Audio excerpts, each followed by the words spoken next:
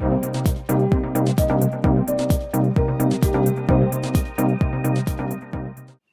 what's up guys? It's Weevil here, back with another video. This is another episode of the top 5 decks of the format. I'm debating whether to do Mermails and Prophecy in this video, but I'll try and just fit in Prophecy and then do Mermails in a separate video. So, why are Prophecies so good? Well, I can think of a few reasons. First of all, they plus like crazy. That is probably what people have noticed recently, most definitely, because of Spellbook of Judgment. One of the most poorly designed cards in the history of Yu-Gi-Oh! Secondly, they have a beater. High Priestess of Prophecy, which they can access very easily. Thirdly, they search a lot. And fourthly, they have access to the likes of Jagger the Spiritualist, who completely locks down the meta. Not just special summons, I'm going to say it locks down the meta, because all of the meta decks right now, most notably Mermails and Elemental Dragons, special summon, as their win condition. So if you're able to lock down the opponent for even 1 or 2 turns, then you can gain control, and you can proceed to win the game after that. It's not that they summon any gigantic monsters and just beat over you. That is not how the deck works. The deck is a very control-based deck.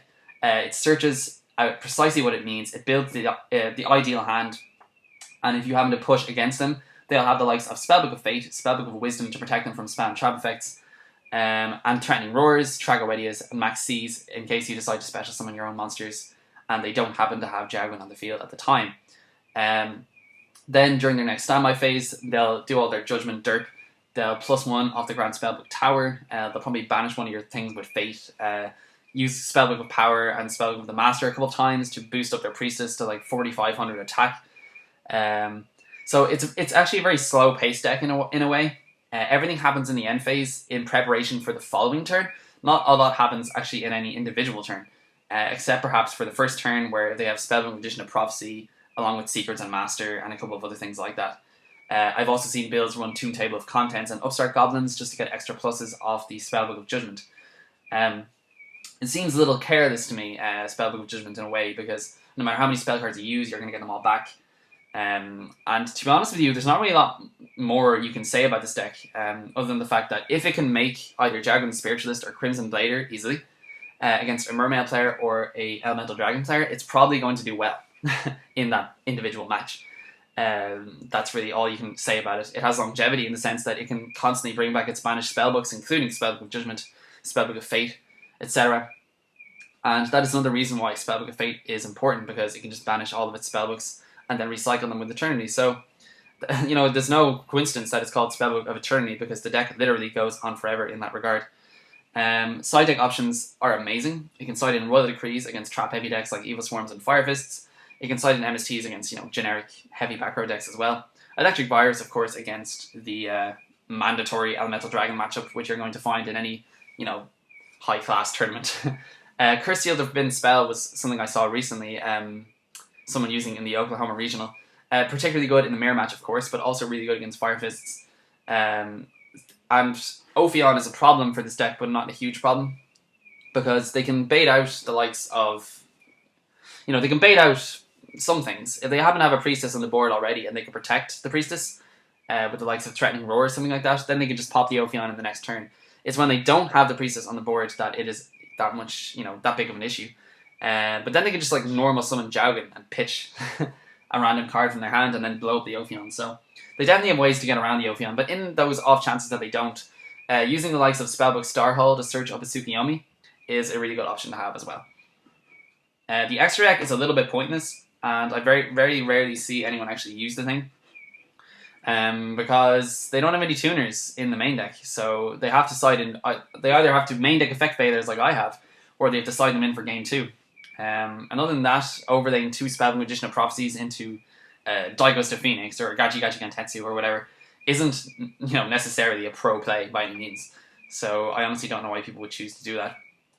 I prefer to keep them on the board, or whatever the case may be, tip them face down with Book of Moon and then reuse their effects or whatever. Nevertheless, that is pretty much all I have to say about the deck. I can't really speak for Prophecy players everywhere, because I haven't actually been running the deck for that long. I've only been testing it on Dueling Network recently. So with that in mind, I can't really tell you the ins and outs of the deck. All I can tell you is that I know that it's an amazing deck. I know that it pluses like crazy, and even from my amateurish attempts to play it in recent times, I know how easy it is to misplay with the deck. Particularly in the end phase when you're searching with Spellbook of Judgment. I mean, if you search up the wrong cards, even though you're probably going to search up the same 5 or 6 cards every time, it can kind of slow you down in the next turn. You're still going to be plussing, don't get me wrong, because Spellbook of Judgment is so poorly designed, as I've said. But you're probably not going to have the amount of control that you actually want to have. So you need to make sure you search up pairs. Search up Secrets and Master, or Power and Master, or Life and Fate, Wisdom, Eternity, anything that's versatile, anything that enables you to achieve that longevity that you're looking for in a duel, and to push for game in the later turns. Because, as I've said, and this is the final comment on the Prophecy deck, what makes it so good is the fact that it has longevity. It's the fact that it can keep up with all this stupid stuff that's going on in the meta right now.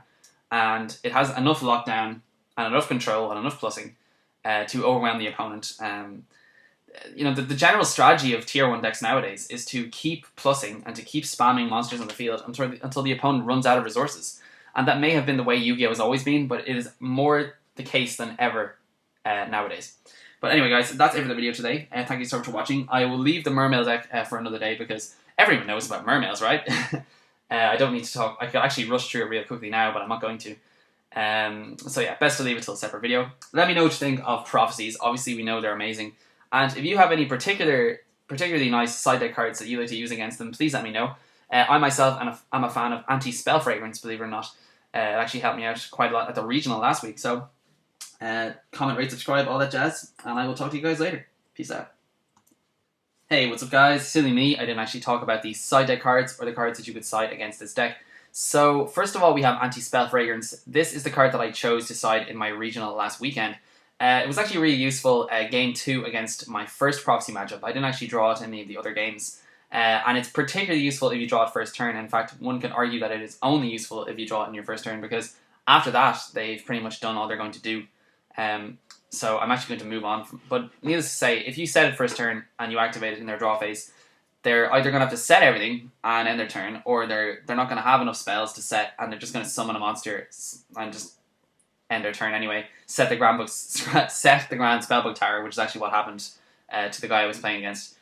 The best side by far is, of course, Eradicator Epidemic Virus. That is why A, people are running decks that can access rank 7s very easily, and B, why they are running Synchro cards in their extra decks that have 2,500 or more attack points, and of course are Dark Attribute.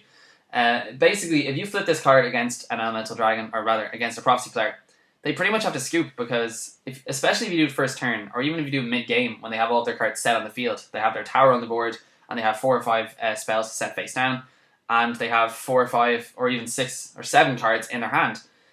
You're literally going to neg them like 12 cards. And if they're not going to scoop, then honestly I don't know when a player would scoop. But if you do it first turn, when all they have is maybe a Spellbook Edition of Prophecy and 5 spell cards in their hand, then they'll literally be in such a horrible position that they won't. There's nothing, there's nothing in the world that would enable them to come back from that. So the fact that they rely so heavily on spells is their biggest downfall. The same thing went for Dark Worlds back in the day, but Dark Worlds, of course, didn't draw nearly as well as Prophecy players do. They weren't nearly as consistent overall. And speaking of Dark Worlds, they actually have an amazing matchup against Prophecies anyway. Thirdly is Imperial Wall, and I don't know why people aren't siding this card against Prophecies, because it shuts down Spellbook of Fate, and it shuts down the effect of Priestess. And they are 2 outs to side deck cards. They're 2 outs to the likes of AntiSpell Fragrance and other cards that people might side against the deck, because they can just pop the cards or banish them or whatever. But you can't banish when Imperial Wall is on the field, so they have to rely either drawing into their breakers or drawing into their MSTs. A card I actually talked about in a separate video recently as well was Cursive Darkness. It's a little bit more situational, and it only really works against Prophecy decks, which is the reason that I wasn't siding it, because it doesn't do a lot against other decks. It's simply against decks that use a lot of spell cards. You could also make the argument that it's a decent side against Elemental Heroes, but it doesn't stop the deck, and Elemental Heroes have no problem OTKing you if they're on like 1,000 life points. So with that in mind, it's not the best card, but it's pretty much 1,000 damage per spell card per player that everyone activates. So, it can get pretty hefty if the Prophecy player has to activate 3 spell cards in a turn. That's almost half their life points gone already. So, and finally we have Drawn Lockport. Basically, you pitch this card after they use Spellbook of Secrets, and they can't search any other cards for the remainder of the turn. People think that it's not that great because it is technically a -1, but it does buy you a turn, and it could be that turn that you so desperately need in order to, implement your strategy, whatever the case may be, more than likely you're going to be running Elemental Dragons or Mermails, Fire Fists maybe, Evil Swarms maybe. To get out that Ophion on the board perhaps. It could be just the card that you need. So I never liked the card at first when it was initially released because it was pretty much useless. What deck would choose to search after it had already searched? The fact that Drawn Lockport doesn't even negate the original effect of search was particularly annoying.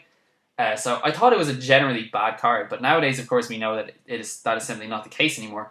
So that's it for the video anyway. I don't want it to go on for too long. Be sure to comment, rate, and subscribe as I've said, and I will talk to you guys later.